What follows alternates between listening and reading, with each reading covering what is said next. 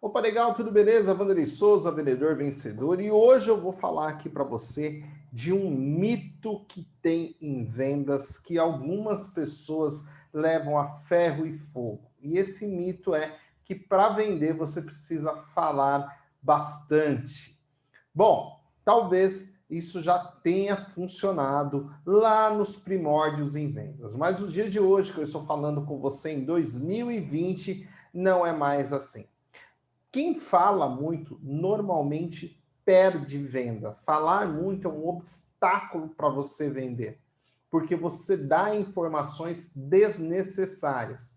E preste atenção, quando você está falando, quem está ouvindo é o cliente, ou seja, ele não está participando ativamente. Se o cliente não participa ativamente, a chance é que você está vivendo em um monólogo.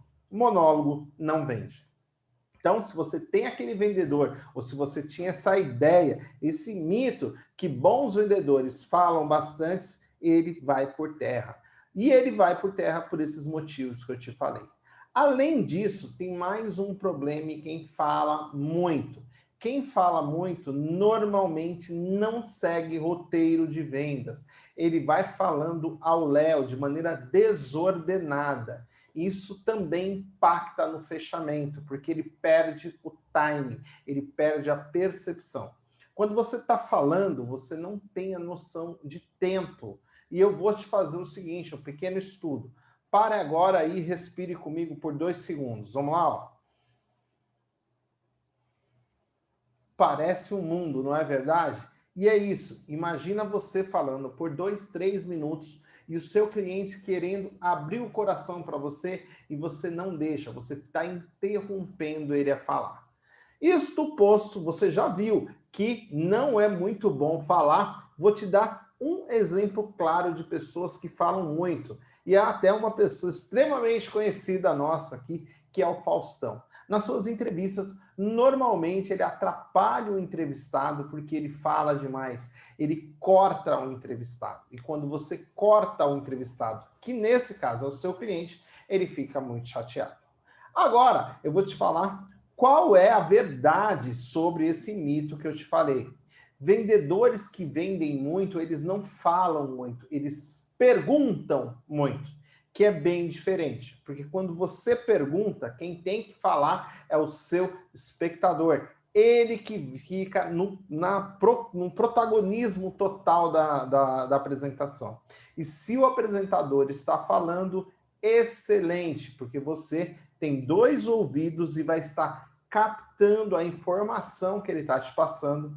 E em cima desta informação, você vai criar o cenário de apresentação de valor, criar como vai ser a sua oferta vencedora, em cima do que ele falou. Para fazer um bom levantamento, você tem que usar a sua ação de repórter, fazendo perguntas abertas. Wanderlei, o que é pergunta aberta? Pergunta aberta, eu já disse aqui algumas vezes, mas vou repetir, é aquela pergunta que o cliente não consegue responder de maneira simples, por exemplo, com um sim ou não. Ele tem que explicar o posicionamento dele.